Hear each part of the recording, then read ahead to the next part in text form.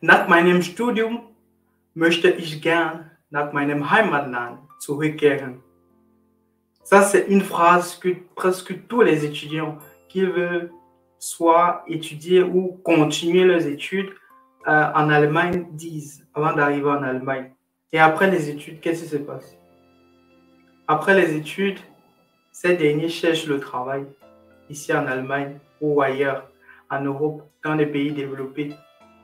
Et lorsqu'ils ont trouvé le travail, ils fondent leur famille. Et après avoir fondé leur famille, ça devient compliqué pour eux de rentrer dans leur pays d'origine. Et durant tout ce temps, si vous leur demandez sincèrement, est-ce que tu voudrais vraiment rentrer dans ton pays d'origine? La plupart, la majorité d'entre eux vous diront que oui, j'aimerais rentrer. Mais pourquoi ne rentrent-ils pas? Donc, tout simplement parce qu'il y a tellement de paramètres qui entrent en jeu. Ils ont peur que si tout ne se passe pas bien comme prévu, après leur retour, ils risquent tout perdre dans leur pays de résidence. Et comment donc peuvent-ils faire pour mettre de côté cette peur-là? Généralement, il y a quelque chose qu'on appelle plan B. Certains ont des plans C, ainsi de suite. Cela consiste à faire des investissements pour pouvoir assurer ses arrières. Nous allons essayer de répondre à cette question du plan B sur cette chaîne dans une série d'émissions.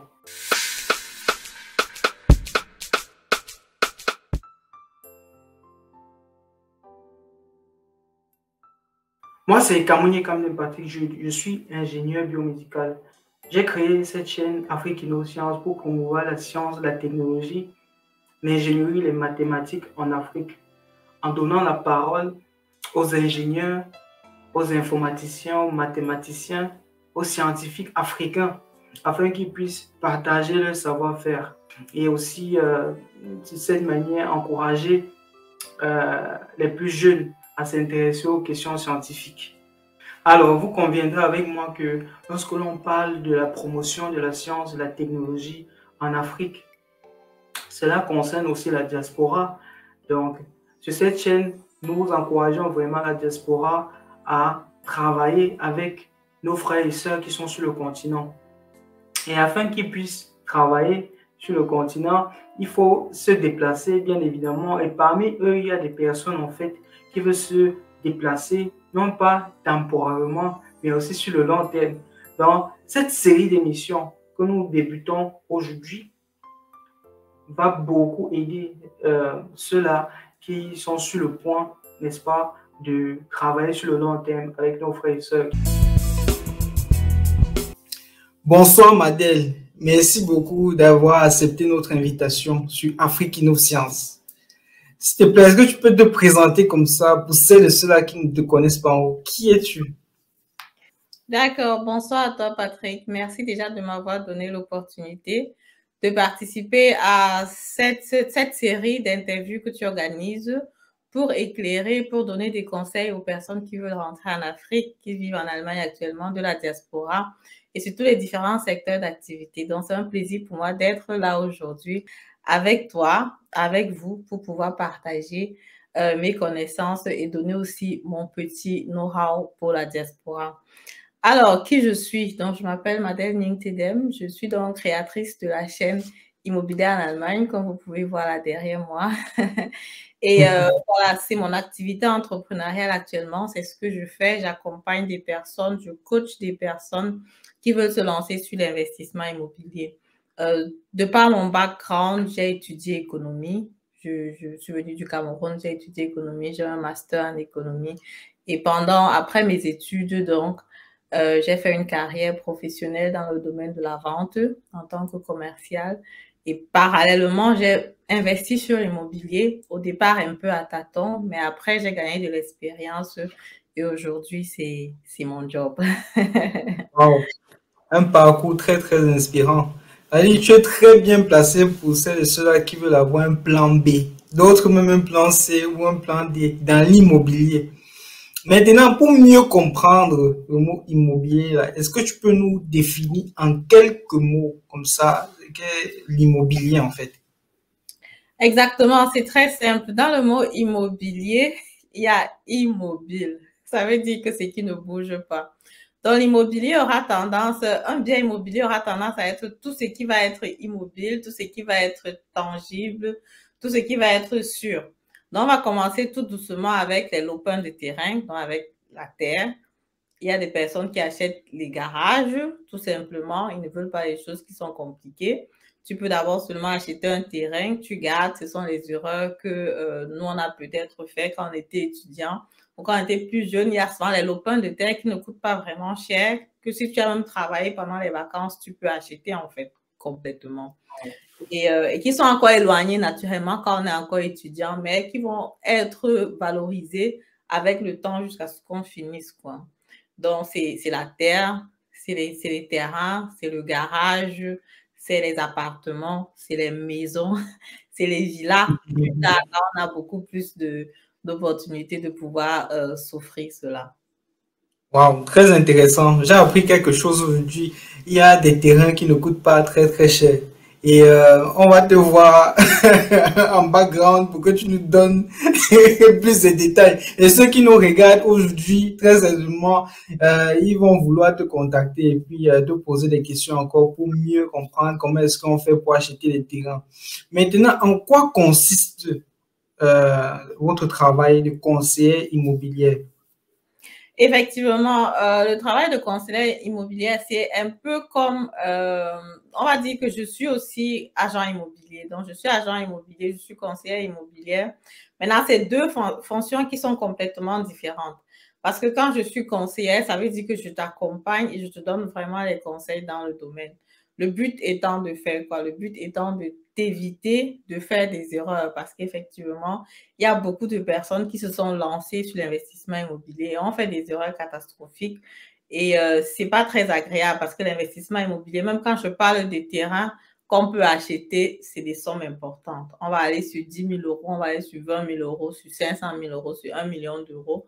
Donc, quand on fait les erreurs, même si c'est seulement 1% que tu dois payer, ça chauffe quand même, ça fait quand même mal dans la poche. Donc, le rôle de conseillère immobilier, c'est pour t'éviter déjà de faire ce type d'erreur, t'accompagner pas à pas sur le processus, parce que c'est un processus qui est long. Il y a, comme je dis aussi souvent sur ma chaîne, les personnes qui me contactent, je dis c'est pour une longue durée, parce qu'effectivement, on a besoin d'au moins 6 mois pour, si on est rapide, pour déjà trouver le bien immobilier qui correspond, jusqu'à faire le financement, aller chez le notaire.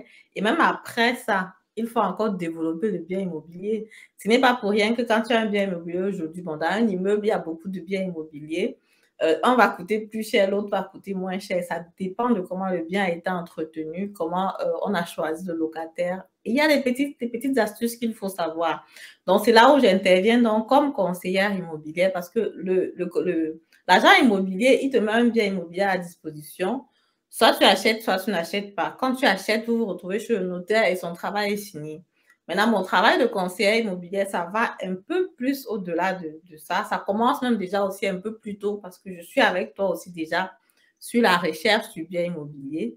Je t'accompagne sur le financement et même après, quand tu as besoin de moi, je suis là pour trouver un nouveau locataire, vérifier les contrats de bail, t'assister si jamais il y a un problème sur l'appartement, développer l'appartement pour que l'appartement reste toujours à une valeur au top dans la région pour que tu puisses vendre à un prix qui est très intéressant. On n'investit pas sur l'immobilier pour blaguer.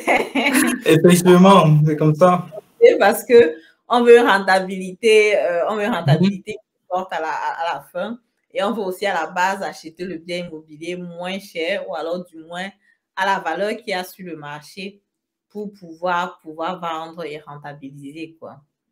Très intéressant. Et comme ça, qui fait partie de votre cible? Parce qu'il y a des étudiants en fait qui nous regardent et travaillent également. Et les étudiants, sûrement, ils ont peur lorsqu'ils entendent des sommes comme 1 500 000 euros, ainsi de suite. Est-ce qu'il est possible d'être étudiant et puis de rêver, de commencer à rêver d'avoir un bien immobilier et puis de passer à l'action étant étudiant? effectivement, c'est très important et c'est très intéressant. C'est très important de rêver. Je sais qu'aujourd'hui, avec les réseaux sociaux, avec les coachings, avec les motivations, trading, tout ce qu'on entend partout, on parle beaucoup de vision, on parle beaucoup de rêver, on parle beaucoup de oser. Je pense qu'à notre époque, on était un peu beaucoup plus timide, donc on ne savait pas très bien ce qu'il faut faire, on avait peur. Il y avait aussi personne pour nous conseiller parce que l'allemand aussi, c'est un frein, ce n'est pas quelque chose pour dire que, bon, pour parler mal de quelqu'un ou quelque chose comme ça. Mais les personnes qui sont en France, moi, je me souviens quand je suis arrivée ici en Allemagne, la première fois que je suis allée en France, mais seulement le fait d'entendre le français, j'ai eu envie de quitter l'Allemagne pour aller rester en France. Effectivement, je connais cette impression. Je me suis cassé la tête pour aller dans un pays où la langue, déjà, c'est un frein, quoi, tu vois. Bon, après, le contrat d'achat, c'est un 14 pages, 20 pages. Le contrat de la banque, bref. Tout ça, c'est assez compliqué.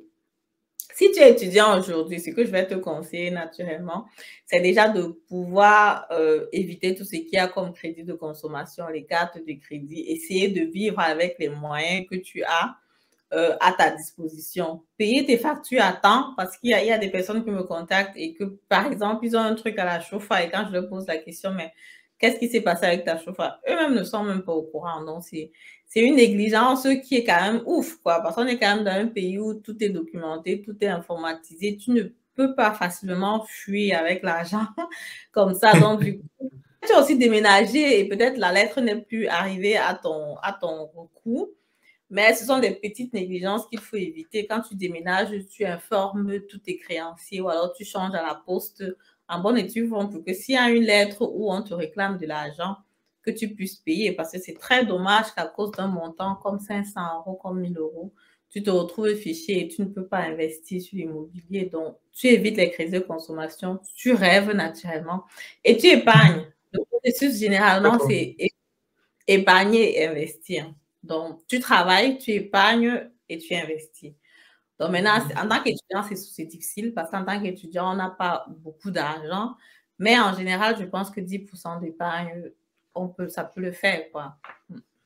D'accord. Donc, il est important de commencer déjà à passer à l'action lorsqu'on est étudiant. Ça permet de gagner en temps lorsqu'on commence à travailler effectivement. Parce qu'un étudiant qui a commencé à épargner est beaucoup plus avantageux que quelqu'un qui n'a jamais épargné en tant qu'étudiant et qui commence à travailler et puis veut déjà se lancer dans l'immobilier. Bon, on dit très souvent que mieux vaut tard que jamais, mais si vous êtes étudiant et vous nous regardez et vous pensez que l'immobilier pour vous, vous pouvez déjà commencer à épargner tel que Madel nous recommande. Merci encore pour cette information, Madel.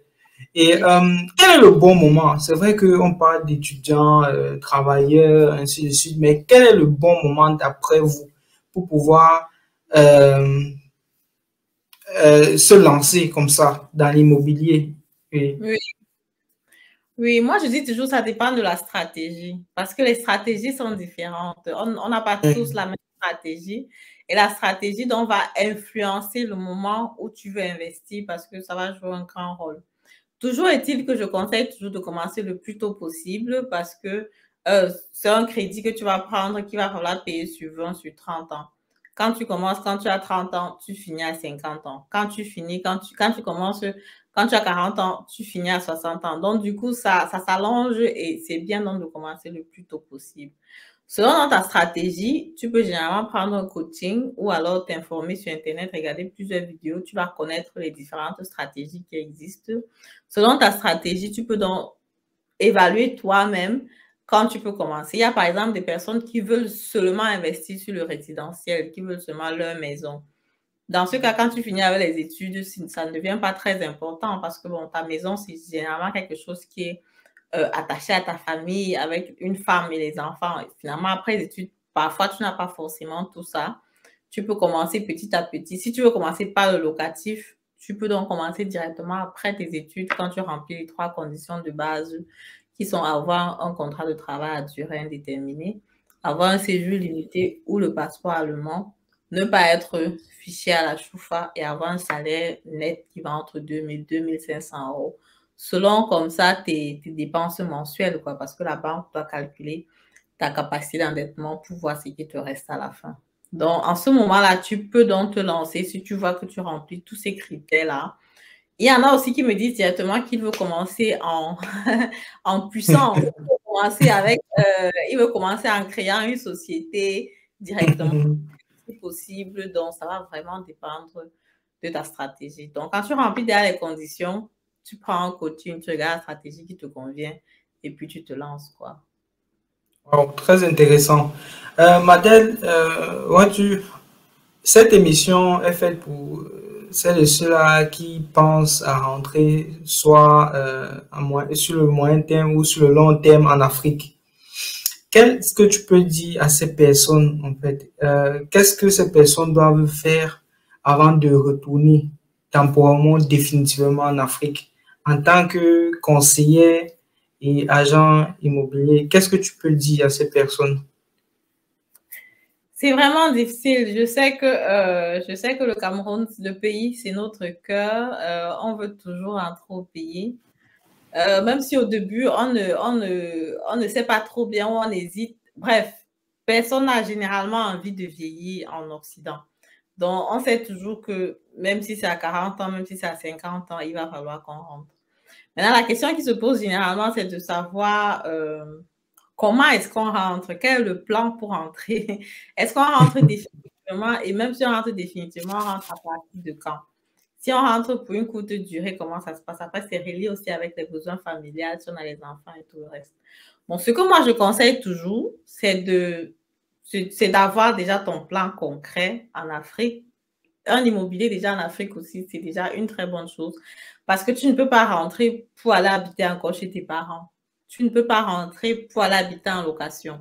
Donc, quand tu rentres, il faut au moins que tu aies un endroit où tu vas rester qui t'appartient et que tu ne vas pas payer le loyer parce qu'au moins, ça va te permettre d'économiser déjà de l'argent parce que quand tu rentres au pays et que tu es confronté à la réalité, parfois ton argent finit un peu plus vite que tu ne le pensais. Donc, et quand tu n'as pas de loyer à payer, naturellement, c'est un avantage pour toi. Donc, je conseillerais à tous ceux qui veulent rentrer, même si c'est une maison en planche, même si c'est un 4x4, vraiment d'avoir déjà son petit truc où tu sais que tu vas rentrer.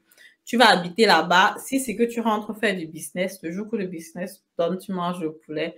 Le jour que ça ne donne pas, tu bois l'eau, tu te couches, tu dors. Maintenant, de l'autre côté, si tu remplissais derrière les conditions ici avant de partir, je te conseille forcément d'investir dans l'immobilier ici. Parce que même quand on aspire de rentrer au pays, bon, on n'est pas sûr que le projet qu'on veut aller suivre en Afrique va marcher. Il y a des personnes qui sont parties, ça a marché, c'est clair. Je dis c'est bien, j'ai même déjà reçu plusieurs personnes sur ma chaîne comme ça, qui sont en Afrique, qui viennent de l'Occident, de l'Italie et tout, qui sont peinards au Cameroun, il n'y a pas de souci. Mais il y en a aussi qui sont rentrés et que ça n'a pas marché et qui se sont retrouvés en train de retourner ici. Bon, s'il faut par exemple que tu retournes ici, que tu as déjà un bien immobilier ici, tu vois donc que c'est jackpot pour toi, c'est peinard. Non seulement quand tu reviens, tu n'as pas forcément de loyer à payer ici. Et même s'il faut que tu payes un loyer, tu as quand même déjà aussi des entrées de locataires qui te permettent de survivre déjà au début. Donc, tu n'es pas vraiment sans rien, comme on peut dire. Pour toi, une base, un garde-fou pour pouvoir retourner. Donc, moi, je dirais pour toutes les personnes, et je connais des personnes qui ont fait ça, qui ont vraiment investi ici, en Europe, avant de rentrer au pays. Et aussi, il faut voir que quand tu rentres au pays, même si tu ne veux pas revenir, tu as quand même des enfants. Le plan, c'est souvent que même si tes enfants finissent leur bac au pays, ils vont peut-être rentrer faire les études en Allemagne ou dans un autre pays. Ces entrées-là t'aident toujours à gérer, OK, il y a un enfant à tel endroit, peut-être il a besoin d'un peu d'argent. Nous, on a jobé pour financer nos études. Nos enfants vont jobber aussi, c'est clair. Mais après, si tu as un 100 euros, un 200 euros que tu peux le pousser de temps en temps, ce n'est pas aussi mauvais parce que, bon, en notre temps, on ne pouvait pas appeler tu ne pouvais pas appeler ton père pour dire je veux 100 000, je veux 200 000. Lui attend. C'est un peu compliqué. Mais avec l'immobilier déjà ici, si toi-même, si tu fais ton business au pays et que ça marche bien et que tu n'as pas besoin de revenir, ton enfant peut en avoir besoin. Et puis, le bien immobilier à la base ne te coûte pas grand-chose au début. Donc, du coup, c'est toujours mieux. Je conseille déjà de te lancer ici et d'avoir ton petit lopin de pays, de terre au pays ou une petite cabane déjà où tu peux rester là-bas au début, minimum avant de rentrer. Merci beaucoup, Madeleine, pour tes conseils. Nous allons croire que c'est ceux-là qui veulent retourner en Afrique, ceux qui veulent zurückkehren, ont beaucoup appris et puis voilà quoi. Et n'hésitez pas à contacter Madeleine, c'est vraiment une experte dans l'immobilier en Allemagne. Ceux qui vivent en Allemagne ou bien en Europe ou à l'étranger et qui veulent se lancer dans l'immobilier en Allemagne, contactez Madeleine. Elle sait ce qu'elle fait au quotidien. Ok, merci encore Madeleine pour ton temps.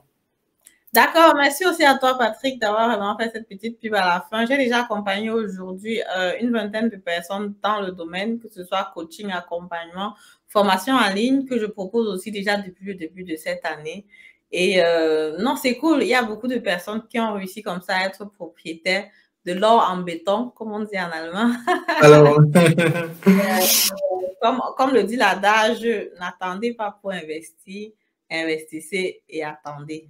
et attendez, wow. Félicitations, merci encore. Ok, D'accord. nous vous souhaitons beaucoup de bonnes choses et que votre entreprise continue à former et à aider la diaspora. Longue vie à Afrique Innocence aussi. Merci, merci beaucoup et à la prochaine. Bye. Bye. Merci d'avoir regardé cette vidéo jusqu'à la fin. Nous osons croire que vous avez beaucoup appris. N'hésitez pas à vous abonner à la chaîne et à la partager. Et à la prochaine. Ciao.